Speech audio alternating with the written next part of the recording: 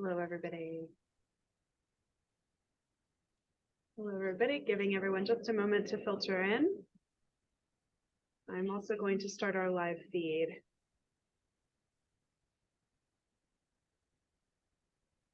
Good morning, everyone. Good morning. The familiar names. Hello, everyone. Thank you so much for joining us today. All righty.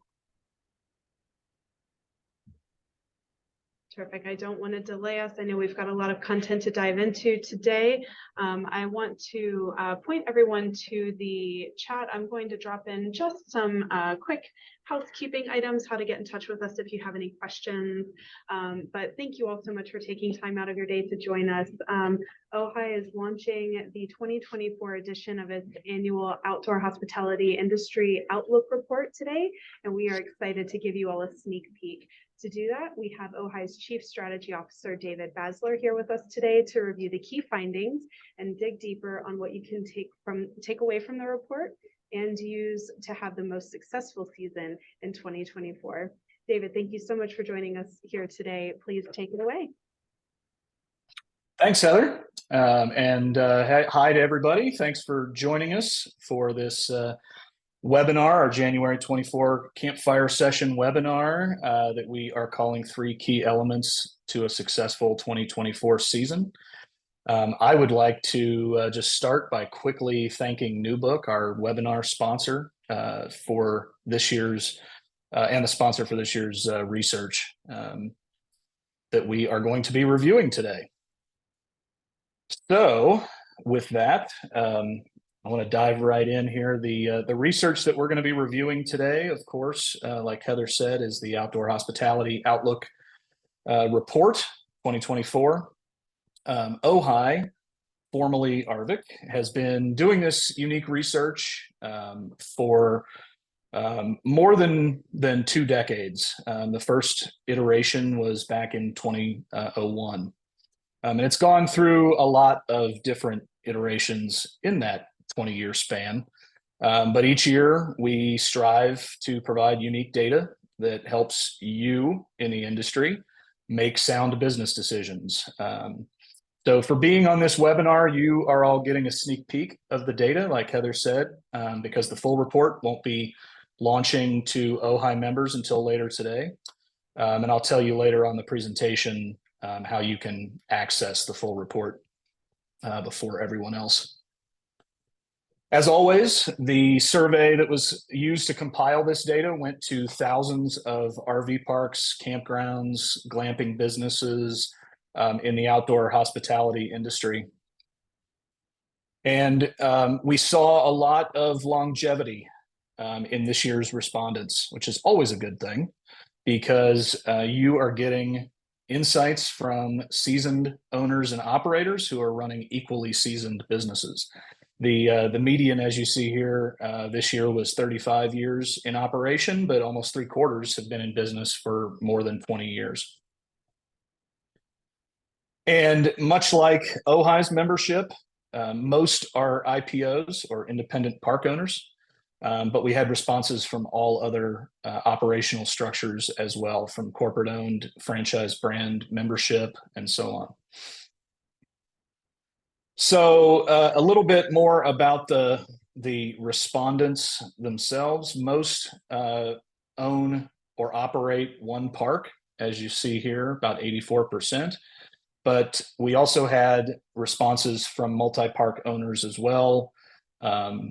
Those were the remaining 16% of respondents. And the respondents came from outdoor hospitality businesses from across the country, with a larger pool, as you see here, from the South and West this year. The typical park in this year's report was 102 total sites. So what I like to remind people here is that this is a good gauge for how the data in the report directly relates to your business, or if you need to adjust accordingly. So something to consider with the margin of error in the report: if you have a park that is somewhere between, let's say, 95 and 110 sites, you're within that margin of error. You can look at this data as a good comparison, just straight across the board. If you are considerably smaller or larger than that 102, then you'll need to adjust accordingly, proportionally. So I like to make note of that right up off the bat. So we asked owners and operators this year what the typical booking time is of their campers, and most are seeing about a 4-month in advance of arrival date for booking, and most reported campers were staying 5 nights. This is a good place to also mention that OHI also has data from the camper perspective. So the report that we're reviewing today surveys you. It surveys the owner operator of outdoor hospitality businesses. The data that we have in what we call the generational camping report surveys the camper themselves.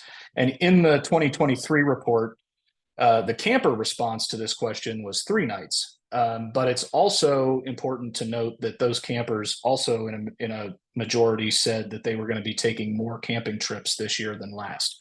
So while they may be looking at staying fewer nights at each place, they're going to be camping more. So especially that's important if you have a lot of return business. You may see shorter stays, but more of them in the coming year. So more campers, more camper nights points to a bright outlook for 2024. It's looking good. 2/3 of owners and operators from this year's report say that they're expecting to see an increased profit margin in 2024. Big reason for this we are seeing is increased occupancy combined with parks raising rates or keeping them at 2023 levels. So you can see here that high confidence was highest among parks in the Northeast and in the South and West, but important to point out that the Midwest is still well above average at 61%. And with the prospect of more campers coming in and higher expected profits, parks are using those profits to improve their parks, to focus on the improved camper experience. We saw increased profit margins in 2023 as well. So in the past 12 months, the report showed 2/3 of parks improving their infrastructure, and 52% had improved existing amenities. Most in the industry, I would say, see Wi-Fi as a utility these days. For the purposes of this study, we list Wi-Fi as an amenity addition for year-over-year comparison. But of the parks that said that they added amenities, about 1 in 3 said that they added Wi-Fi. And we'll talk more in depth about Wi-Fi and connectivity later on here. Another factor that we track every year as it relates to industry outlook is expansion. And expansion is defined for the purposes of this report as both expanding an existing park and also new builds as well. And overall, I would say as you look at this year's report in comparison to past years, expansion plans have remained fairly consistently year over year for the past, I would say, 4 or 5 years, especially in terms of the number of parks that are planning an expansion or a new build. I would add to that, though, that we have seen a decrease in the number of site additions, largely due to continued supply chain issues in some areas coming out of the pandemic, and also increased in costs overall, which just makes the site more expensive to install. So extrapolating from the data in this report, we estimated that somewhere between 6,000 and 14,000, and those numbers are conservative. We always like to lean on the conservative side of this number, were added in the past 12 months. And in the past few years, we've seen that decrease in the number of sites. The typical, just so that you have the median or the typical park in mind, added 6 new sites you'll see there over the course of the last year. So another trend that we have been paying close attention to in the past 2 years, especially, is staffing. It remains the biggest anticipated barrier to success in 2024. Although I will say that number has decreased since its high last year, decreased about 2% this year, which could mean that staffing issues are beginning to improve. We'll dig more into that in a few minutes. But the other thing that I will mention is that the number of respondents this year who said that they weren't anticipating any barriers also went up. Last year, that number was 24%. This year, it was 26%. So we've got a lot of confidence in the industry, regardless of whether we're talking about barriers or we're talking about profit margins. There's a lot of confidence for a good 2024. And a lot of that has to do with marketing. I want to cover some marketing trends next, because that goes to the heart of connecting with the camper, something that's going to be a big strategy for success in 2024, and we'll hit that here in a second as well. So a vast majority, no surprise, of you are already marketing in some way. 3/4 of you are using social media, which we'll dig a little deeper into, but that's a huge number to look at, and it's very important because when it comes to attracting new, especially younger campers, that fits with how that demographic is accessing their where to go for their next adventure, basically. And almost the same percentage that are using social media to market are also using currently a campground management system, which is, according to this year's report, the highest numbers of why those parks are using a campground management system. A majority are saying that it improved their operations and increased their overall bookings, which is important to note. So that is a very high level rundown of some of the data that's in this year's report. We're going to do a much more in-depth dive into this data here in a few minutes. But before we do that, I wanted to give you guys the scoop on how to download the full report, because I literally have only scratched the surface with these few slides. This report is very in-depth, as it always is. So like I said at the beginning of the webinar, you guys are getting a sneak peek for what is launching later today to everyone else. So if you click on this QR code, you will have access to the report early, and you'll also have access to the other data, the other research reports that Ojai has for its members exclusively. For instance, the generational camping report that I mentioned a couple of slides back, as well as all of the pre-existing years worth of research. So it's good if you're looking for year-over-year comparison. It's always good to have those at your fingertips at the ready. So you can dive into those reports at your leisure. We're also going to be sending out a follow-up email that has the link to that as well. So with that, I want to bring on Blake Collins. New Book's Chief Growth Officer. He's going to help me dive in a little deeper into this data, and we're going to share those three key elements to a successful 2024 season that we mentioned in the title. Blake specializes in organizational growth and transformation, as his title of Chief Growth Officer alludes.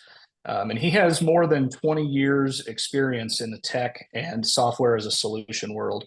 As Chief Growth Officer at New Book, Blake and his team are focused on shaping the future of the industry and informing the market on innovative tech systems and how those can drive growth and memorable guest experiences and those kinds of things. And Ojai is really thrilled to share that mission with New Book and to have them as a partner on this report. So Blake, thanks for joining us today.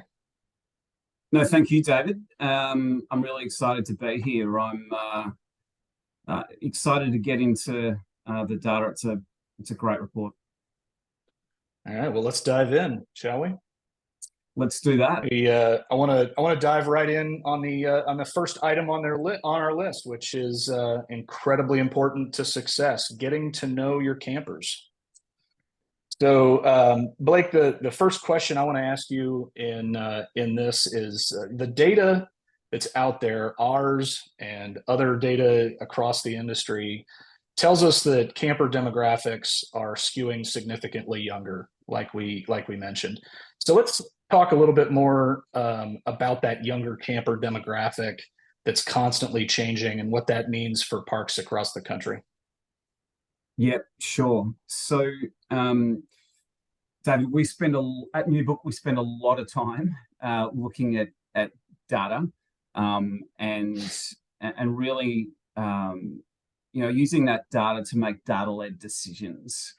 And we've got over 55,000 users on the New Book platform, and we've taken that data and the data from the Industry Outlook report. And what we're trying to do is predict the future of what are the future trends when it comes to travelers and campers within the industry.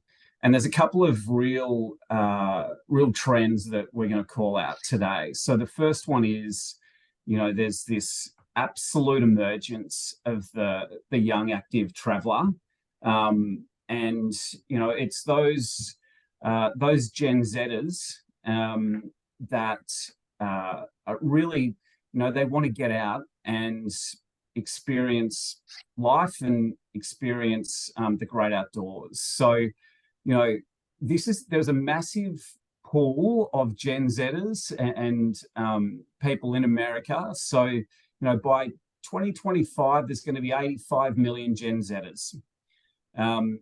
Here's a bit about their profile, right? So 61% of Gen Zers are earning 50K or more, or less on an annual basis. But the great news is that 84% of them want to spend their money on travel rather than luxury items. So they want to get out and experience life. The other good news is that their parents have had enough of them. So 46% of their parents are saying, hey, here's some money, get out of the house, go and experience life. So they're actually being supported to get out amongst it and into our viewers and listeners' parks. So there is this absolute trend that our campers are getting younger, and that they actually they want to experience things, and we'll talk about that experience in a moment around community. They want to connect with nature, etc. And today, when you look at the actual volume of revenue that this particular group is pushing into the industry, it's over $950 million, or 11% of the annual revenue coming into the industry. So we see this significant trend of the camper demographic getting younger, more active, and they do want to do more things more activities when they come to your park. Did you want to step through onto the next trend? Yeah, because I want to talk a little bit on this one in terms of, according to the data from the generational camping report, it showed a huge spike in campers excited to try glamping accommodations, specifically looking for that more comfortable experience, whatever the non-traditional camping experience. And like you just said, you're watching other data that's saying the same thing, right? Yeah, we are. So, some of the data that we've seen sees some exponential growth when it comes to the spend of this group. So, in 2023, the revenue coming out of this particular demographic was, pushing $790 million into the industry. Some of the reports that we've seen and read is that that's going to grow by $1 billion. $1 billion over the Billion with a B.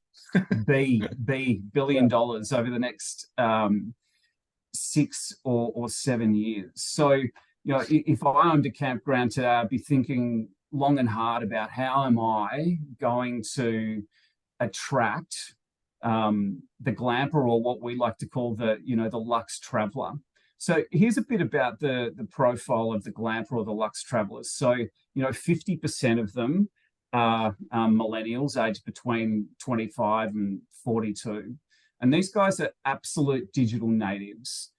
So you need to be talking to them, utilizing technology, and we'll get to that detail in a moment. These guys earn, over 50% of them earn over 100K, so they've got more disposable income to spend at your park on a more, luxe type of experience. And the reality is that 78% of them have got kids, and they want to take their kids on this glamping or luxe experience. I mean, I don't know what's wrong with them. I'd leave the kids at home, but apparently 78% of them want to do just that. And it doesn't have to be that you've got this, amazing bunch of glamping tents. What we're seeing is that 46% of glamping revenue is actually coming from cabins. So, I would be thinking about looking at this trend. What are you doing at your park to ensure that you've got an elevated experience for people that want that elevated experience, be it within glamping tents, or you've made some changes to other types of accommodation to make it special. So they're just a couple of the trends that we're seeing from the data, that not only out of the report, but other sources of data. The reality is the traveler of the future will be younger, they'll be more active, and they'll want a more luxe experience.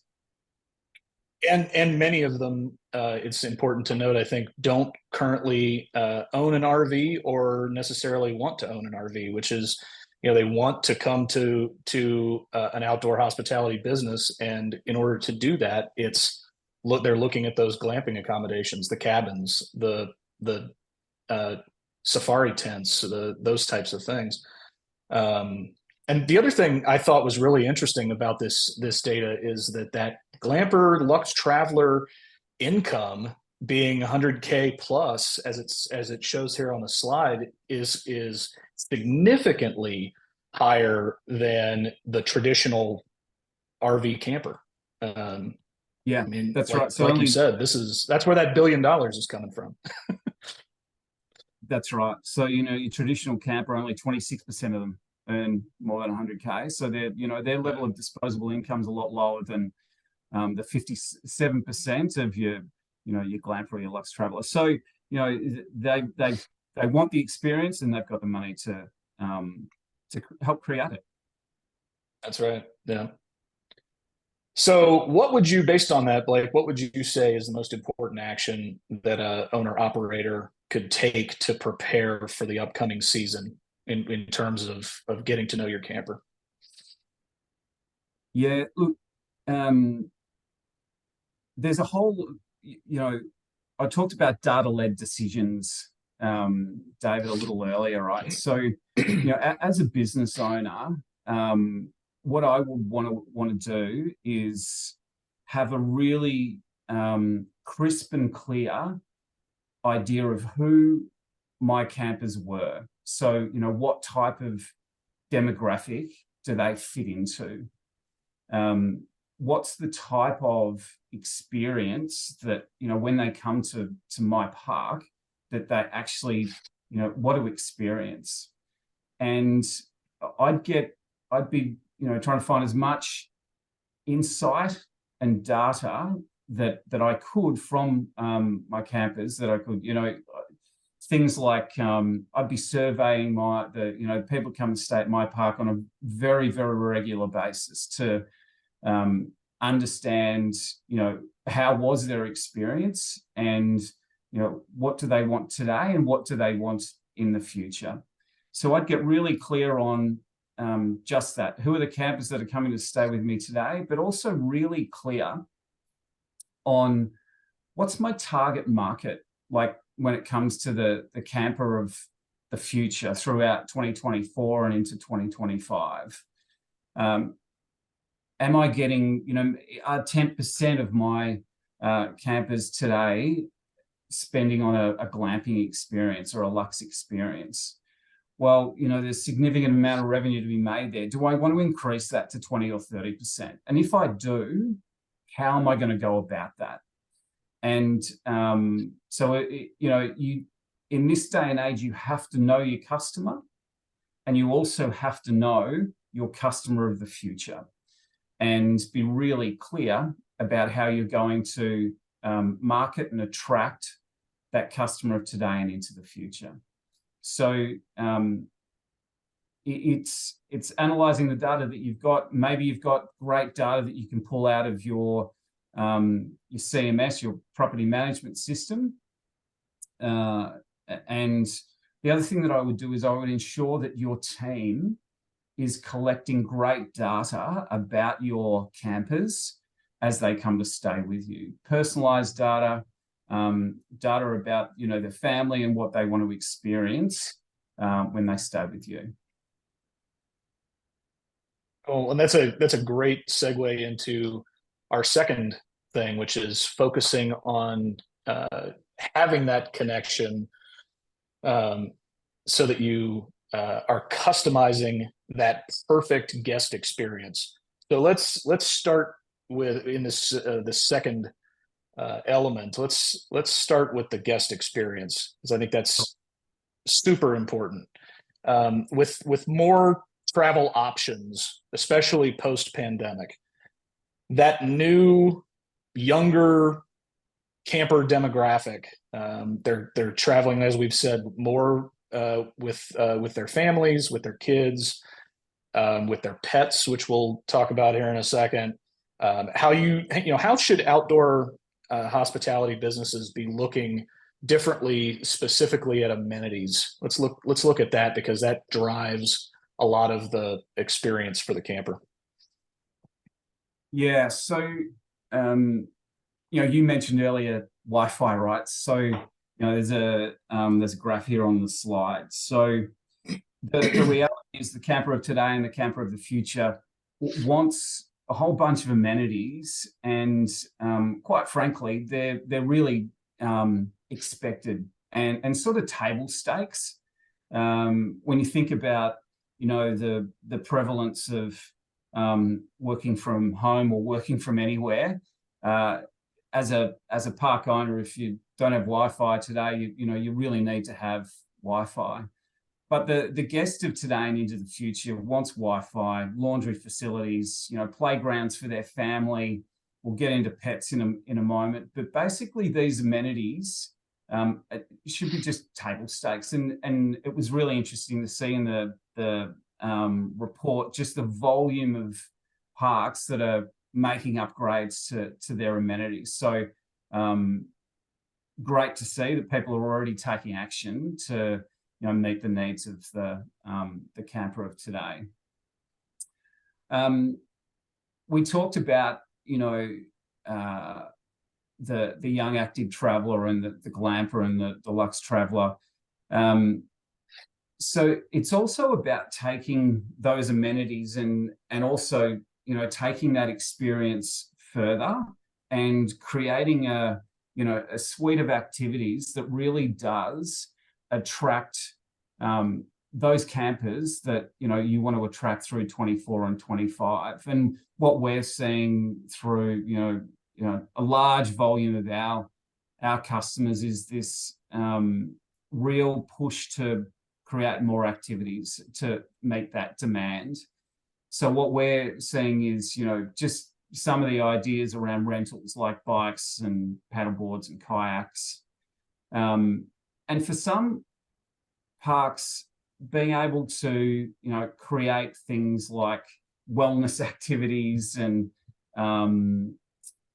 you know, connection with the community in and around the park isn't overly easy to do, right? To operationally stand that up and get people to come in and create that within their parks. So we're seeing also this trend where, you know, many parks are working with providers within their community and partnering with them to, you know, create those types of experience, particularly around, you know, wellness and sites and events that are absolutely pivotal to that particular, you know, area and community, and earning commissions and you know, revenue share with those particular partners. So we think there's a significant opportunity for parks to step back at the beginning of this year and say, okay, well, you know, we've upgraded our amenities, but we know that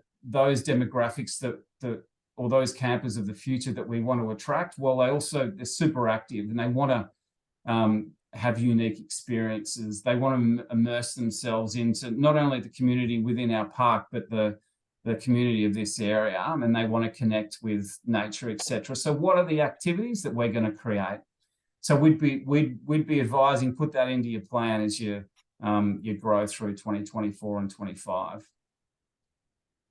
It's important here to remember too that, you know, campers, as we all know, campers by nature are very social human beings.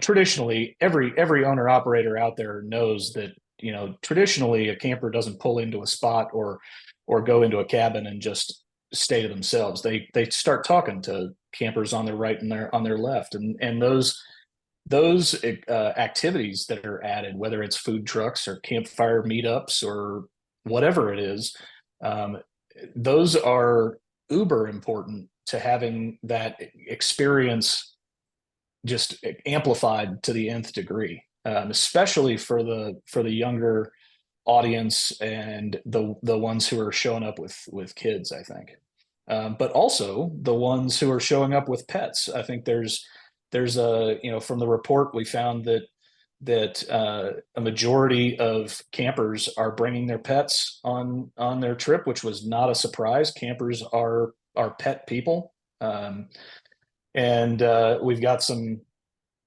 good data around this as a potential revenue driver as well. Yeah, that's right. I can tell you my wife won't go anywhere without our pets. So mine won't either. Our dogs go with us everywhere. That's right. So, you know, that today, if you aren't charging for pets to come to your park, what we're seeing with many of the organizations that we work with is they're charging for people to bring their pets. And, you know, here's just a really basic, you know, arithmetic around what you could do. So, you know, charging $20 per pet per night. If you've got a park of, you know, 150 sites with 70% occupancy and the length of stay is 2.5 days, much shorter than the 5 days that you know, said in the report. And you're charging that $20 per night, and 60% of people bring their pets, there's over $550K to be had on an annual basis. Now, maybe those numbers don't stack up for your particular park. And maybe you don't believe that $20 is the right number. Maybe you think it's higher or lower. But the reality is, if you're not doing that today, not charging a fee for people to bring their pets, there's a real opportunity to make some, significant revenue.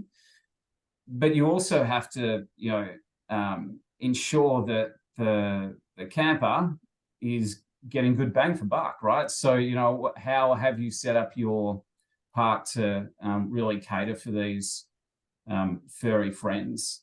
And they're off leash areas, and what activities can you get creative and create activities for people and their pets? So we think we've got their puppy yoga. I don't know who's taking their puppy to yoga, but go for it if you It think seems chaotic to me. What's that? That just seems chaotic to me. That puppies and yoga don't necessarily jive. I do know, from experiences that I've had traveling around the country and going to member parks. I've seen their pet facilities range anywhere from your traditional dog park type setting, all the way to your private on-site fenced area where you have your own fenced in yard, basically, where, I would think that depending on what your setup is, those two things could be priced differently too, right? The private mini fenced in area at your site could definitely be an upcharge, even if you didn't want to charge for use of the dog park area. That could still be a way to earn some ancillary revenue. Yeah. Great suggestion.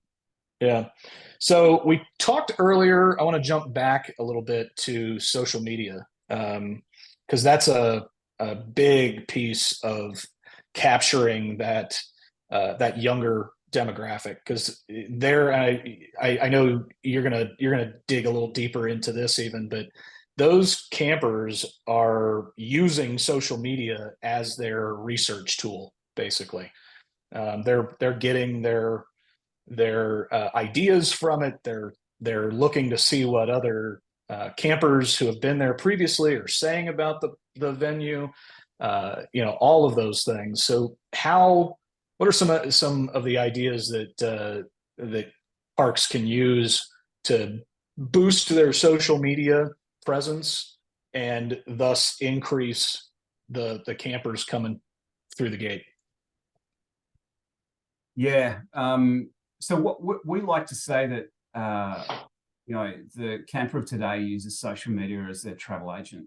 That's the reality, right? So they are going into socials to really check you out and understand what it really is like to experience your RV park. So as I said earlier, right? So you need to be. It was great to see the data, by the way, coming back saying this is the volume of, I think it was over 60% people using social media from a marketing perspective. So our take on this is have a plan. So you've analyzed your camper demographic of today. You've got survey data and data from your CMS around your guests. So you're really clear about who is the camper for your park of today and into the future.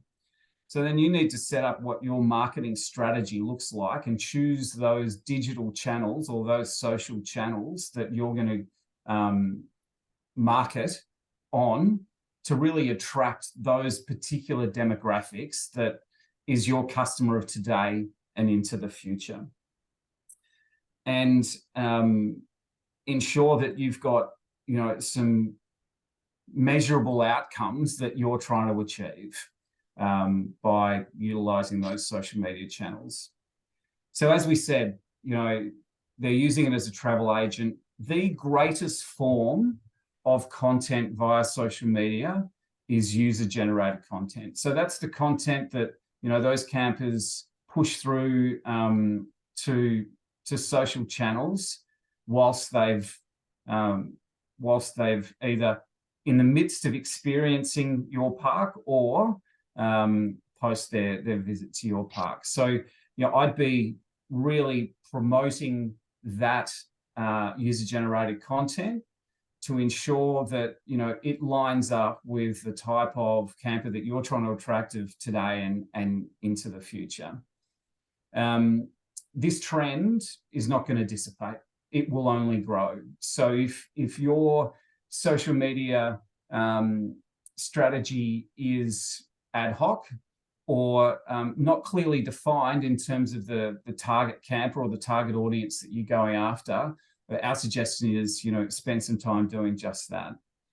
We'd also say, vary your content from stories, posts, reels, and reposts. And also, if you're just utilizing Facebook today, we'd also, recommend you look at other channels like Instagram and TikTok. So we, at the beginning of the year, make sure you've got a strategy, a marketing strategy that includes social. But we also believe that, your marketing strategy, if we look at the next slide, David, should include your listing on OTAs or outdoor travel agents. Yeah. So when you saw the 66%, what was your take on that? I was personally surprised by it, largely because from what I know of OTAs, it is two things. One, typically a popular place for the younger demographic, especially, to go to, but also it's in large part a pretty risk-free way of marketing your park. From my knowledge of how OTAs work. Yeah, I don't know if you agree with that or not, but that's my take on it. 100%. So, this is one of the data points that wasn't a surprise, because we know from discussions with our customers and utilization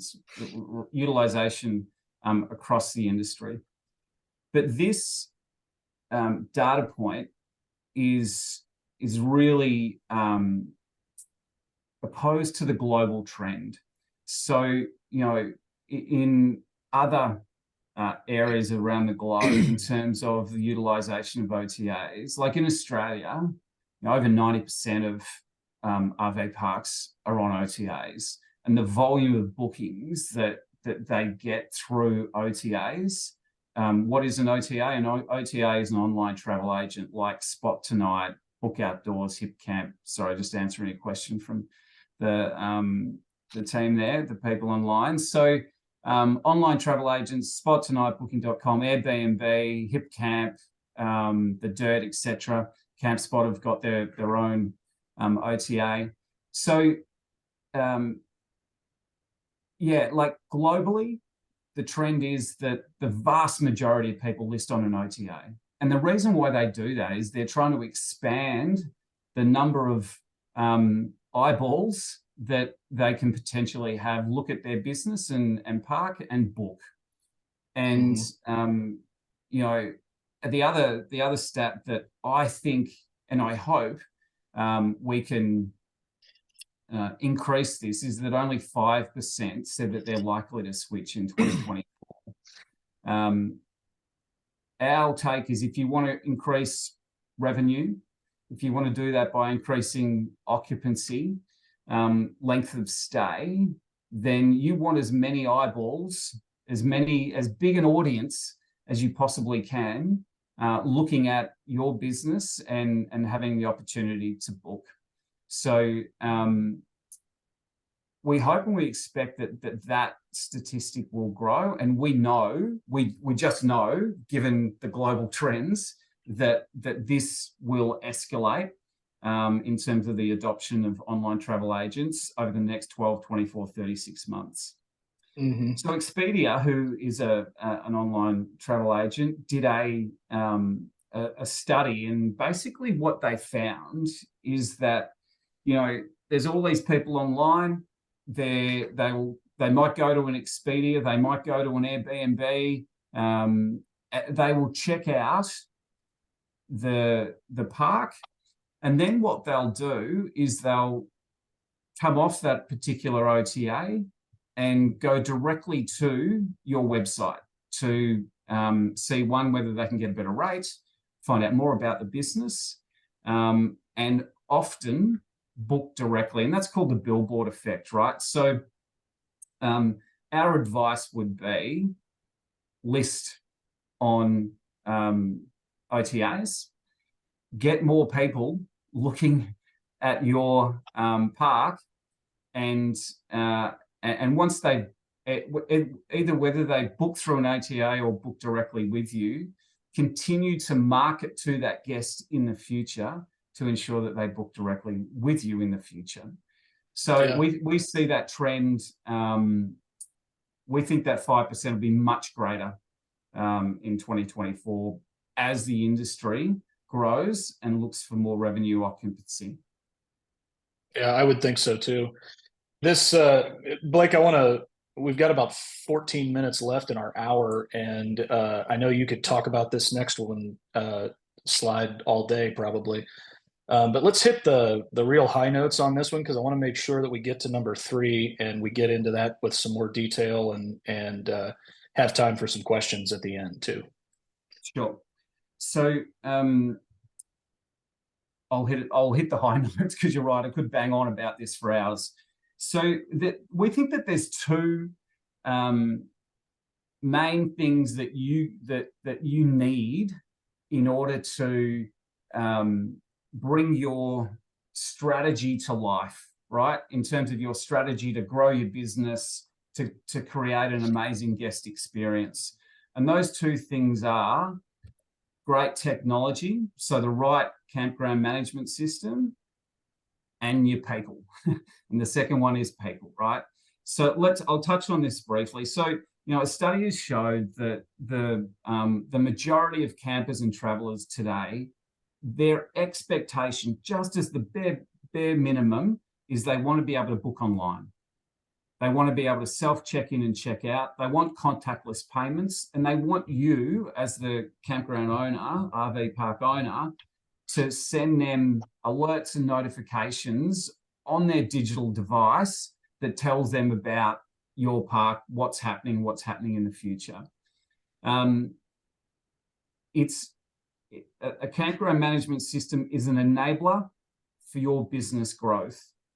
If your campground management system isn't doing that today, then you need to work with your provider to find out how it can do it, right? So, you know, our objective at NewBook is to understand parks' business objectives, and then we utilize NewBook to help them reach their business objectives.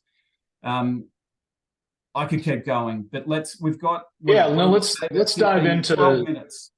Yeah, let's dive into the third thing, because I think this is really important to the success and making that happen in a positive way in 2024. The third item there is making that change, and you've got you know, at the OHCE in 2023 in Kansas City, you guys hosted with us the Hospitality Innovators Summit, and you presented on something called change management, organizational change management, and the methodology behind that. And I want to spend the next few minutes just kind of hitting the high notes of that as well, so that people can understand how to take that methodology and put it into practice. Yep, cool. So I've been working with, you know, businesses and small businesses for the last 20 years. The greatest barrier in small business is to be able to take a business from, you know, where it is today, create a strategy, and take it to where that business owner wants to take it to tomorrow. So operationalizing strategy operationalizing change and operationalizing transformation is difficult. And if you don't have a plan to take your business and your people through that organizational change, then the reality is that 70% of the time that strategy will fail. So Gartner, an industry expert, did a global piece of research, and it said that 70% of projects fail or strategies fail if they don't have an organizational change management plan in place. They also said that only 43% of employees support change. So, nearly half of people walking into their job on a day-to-day basis just want stuff to stay the same. And the reality is, in our industry, we are in a constant state of always on transformation. This industry won't stand still. It isn't standing still, and will continue to change. And I think we're at this point in time where it's the slowest amount of change. Our rate of change is only going to get faster over the course of the next, 1 to 3 years. And change is hard. Change is hard for people. Change is hard for people. Yeah, totally. And here's the other crazy stat from this report. 55% of people said that the volume of change impacted their health. And by that, they mean most likely their mental health, the volume of stress that it put on them. So what you need to do is have a plan. Have a plan around how do you take your people through organizational change. And there's a bunch of different methodologies around that you can look into. So if we go to the next slide, David, the one that we use, So before I get into the actual methodology, so if you don't have an organizational change management plan, what you've got is a transformation deficit. So the volume of effort from your team it's going to take to actually deliver on the strategy. And if you don't have a plan, here's what most teams feel. So it's information is ad hoc, it's late, it's reactive, it's transactional, they feel disconnected. And what this means is that people are overwhelmed, disheartened, less productive, and they give you a hard time as a business owner because they don't know what's going on. If there's a plan in place, then they feel that, their time within your business is purposeful. They feel like they can be proactive, familiar with what's going on. They feel consulted, engaged, and actually enabled to bring this strategy or this plan to life. And it makes a significant impact on their experience in working with you on a day-to-day basis. So if we go to the next slide with 7 minutes to go, One thing before we jump to that next slide, I want to just point out something that, when we look at the research from this report, that has for the last couple of years, like we talked about, mentioned staffing issues as the number one barrier to success. This type of methodology, this type of way of looking at the strategy of your operation, not only will keep good employees on staff, but it'll help recruit good talent to your business as well, who see what you're doing and want to be a part of it. This is a good answer to finding good staff at your park. Yeah, it 100% is. I mean, imagine being able to sit down. You want to attract the highest quality talent, right? So what you want to be able to sit down when you're going through the interview process, you want to be able to tell them that, the moment they walk in the door, they're part of a team that is creating this amazing business and this amazing camper experience. And here's how we're going to do it. And here, as a new member of the team, here's your role that you're going to play. And it's so critical that, you get your role right. So 100%, David, you bang on. So here is ADKAR. This is a change management methodology. It's one of many that businesses use, but it's super simple and easy to follow. So what you want to do is make sure that you create awareness of that change, of that strategy, so that your team understands the need for change and the why. And you want to create desire. You actually want your people to buy in to your strategy, to your plan. You want them to turn up every day and go, I know what we're doing. I love what we're doing, and I know what I've got to do. So the next thing you need to do is you need to actually provide them the knowledge on how to change, right? So you've got to give them the know-how. Half the time, if there is no plan in place, people are running around going, I don't know what to do. You haven't told me what to do. So, you can't be unhappy with me because I'm not performing to your expectations if you haven't given them the skills. So the next one is that ability, teach them how to do it. And then reinforcement. So as you're working through your plan in 2024, you're meeting on maybe it's a monthly basis, and you're saying, well, here's where we are in the step of the plan. Here's some great, outcomes that we've achieved. We've increased revenue, we've increased occupancy. So you're really reinforcing that process that you've got in place. If we go to the next slide, at NewBook, what we've done is created a toolkit for people to help take their people or businesses to help take their people through organizational change management plans. So the first thing is an opportunity statement. What you want to do is co-create with your team an opportunity statement that basically says, here's the benefit to not only our business, but to our campers if we bring this strategy to life. So create that opportunity statement with your team so it's your guiding light. The second thing is, as a business owner, create an impact assessment. So actually understand what is the impact across all of the various different roles within your business. Once you've got that impact, what you need to do is create a bunch of change champions within your business that are going to help you as a leader take your people through that cultural change. You also need a really well understood communication plan. How often are you going to communicate? What is that mode of communication? And who are you going to communicate to within the business? But it needs to be planned. It can't be, oh, I'm going to talk to, Barry next week, maybe if I feel like it, and I'm not sure what I'm going to say. But you need a well understood comms plan with the right message at the right time. You need a journey map, as I said earlier, that steps through your strategy over time and helps plot as things actually come to fruition and actually happen, so that the team sees that there's success.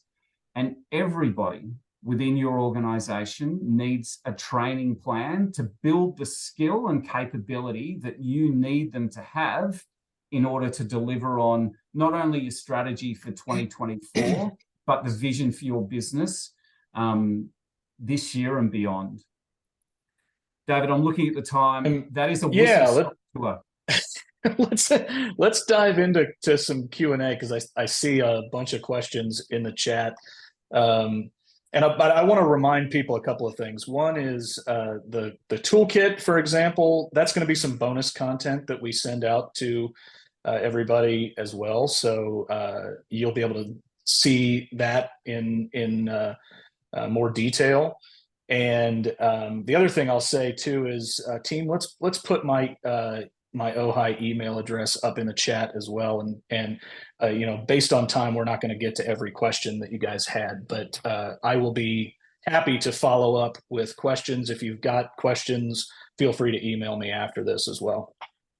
So let's kick off with what's our first question in the chat, either for me or for Blake. One question that I've got while we're gathering our data here is, some of our members, they've got family businesses they've inherited, and maybe their park is not designed necessarily for the younger demographic of camper that's hitting the markets more these days. What are some suggestions? And Blake, I guess this might be a question more for you. What are some suggestions that you might make for low lift changes that members could make just to help appeal to that new generation coming in? Yeah. Look, as part of the plan, as your business plan, so you've inherited the park, it is what it is. I'd be really clear on what are the things that your particular camper demographic wants today. So I'd be surveying them. I'd use your campground management system to survey them if your campground management system allows that, and understand what they want. And some of the low level things really allow people to get out and experience the park itself and the communities. So just things like be it bikes or canoes or things like that they can rent that allows them to get out and be more active. But I'd be making some data-led decisions here. So get some real data about, the camper that you want to attract in the future and how you're going to set that up. And I would add to that, while we've talked a lot about the younger demographic on this webinar, the camper themselves are skewing younger regardless of the generation. And the industry data that I'm seeing is showing that even the older campers are looking for a lot of the things that we've talked about, especially when it comes to the experience that they're having at the campground, as the younger campers are. There was an article in Woodall's earlier this year, I believe it was, that talked about they were specifically looking at over 55 parks. But that was the nugget that I pulled from it, was that those parks are showing a skew in age range of their campers that's 10 years younger than it used to be. So and they're looking for the same type of experiences. It looks like we've got another question here, and this one specifically about Wi-Fi. If I'm reading it correctly, Wi-Fi, is there other alternative aside from running fiber? Yeah, I'm not sure exactly on that particular question. That is one that I think should probably be answered by a Wi-Fi specialist, and whoever asked that question, if you want to send me an email specifically, I can put you in touch with a number of suppliers in that area. Or if you want to do the work yourself on that, we can go. I can point you to the marketplace on ohio.org, because there are a lot of great suppliers in that arena. Probably be a lot more qualified to answer that question than Blake or I. Definitely.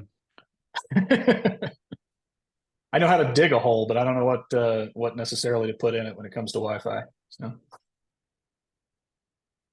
all right. I'm seeing a lot of questions that have been answered already in the chat. Do we have any that haven't been answered yet? No, I'm seeing a lot of shaking heads. So we're 3 minutes over our time. So I want to just kind of wrap us up. I want to give this slide one more time so that you have the QR code, and thank everybody again for joining us today. You can scan that code and be the first to download the report from our resource library. And again, we'll follow up with an email along with that change management methodology toolkit that Blake talked about. And as we close out, I want to give a shout out as well to the George O'Leary National School of Outdoor Hospitality that's coming up. If you liked this webinar and you got value out of this webinar, I would highly recommend that you look into the National School. The content there is going to take this into the stratosphere for you when it comes to strategizing success for your park, no matter whether you are at any level whether you're a new park, an older park that's been around for a long time, no matter what your generation is, no matter what your position at the park, the content that you will get and the networking that you will get at the national school is going to be extremely valuable. And for being on this webinar, we're offering a $200 code there off of registration. So take a look at that. I think there's a handful of spots available, but it's filling up fast, I know. Heather, do you have anything left in closing before we thank Blake for his time as well? I don't. Special thanks to everyone for taking time out of your day. And thank you, Blake, so much for joining us from halfway around the world. My pleasure. Thanks, everybody. Have a great 2024. See you guys.